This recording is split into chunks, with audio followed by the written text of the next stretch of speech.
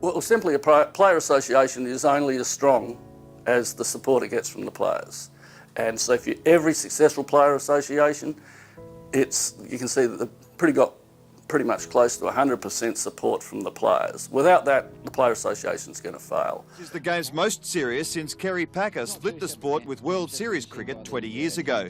Certainly, the rhetoric is similar. I don't believe you can do anything like this without taking on the authorities, and also it seems to me that it has to be the top players who take them on. We thought the fairest model was that players would share in cricket's success, because ultimately the players are the stars. People didn't go to test matches and one-day games because there was good administrators. They went because of the players. Let's always have one eye, yes, on the players' interests, but you also got to balance that with the game's interests. You know, as a state player, it was a no-brainer. You know, we're right behind it. The brave guys were the guys in the actual Australian team.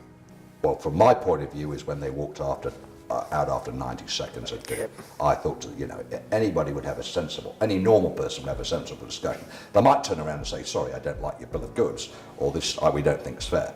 But when they'd seen it, they'd had it, they'd read it, they'd whatever it might be, so they'd done it beforehand. But when they went to go and discuss it, and then they went down the back stairs, I thought, you know, first set, us. I don't think the initial meeting went for even 2 minutes. I think it was a matter of seconds, 25 seconds or something. Malcolm Speed just read something that was scripted or whatever, and just said, we reject this as it's an attempt to take over cricket or whatever. See you later. And that got the players so upset that got them more together than ever. The Australian Cricket Board seems prepared for a strike. The board takes the threat of strikes seriously. We simply say that it's not justified. The next move belongs to the players. While Shane Warne, Steve Waugh and the national captain Mark Taylor fought it out on the field today, they'll be discussing tactics of a different kind when they meet Association President Tim May this evening. We're all disappointed that the talks have broken down so quickly. And I think I speak for all cricketers that we hope they resume at the earliest possible convenience. Steve Waugh also said something amazing in that change room with the elite. He said, we'll be remembered as test players and good players, but our legacy will come from the fact that we were part of the first collective bargaining agreement, because we can still play test cricket, we can make reasonable money, but we're doing this for the fledgling state players. You know, we'd been blowing with them for a long period of time, and there was just, negotiations were stagnant. No side was speaking to each other.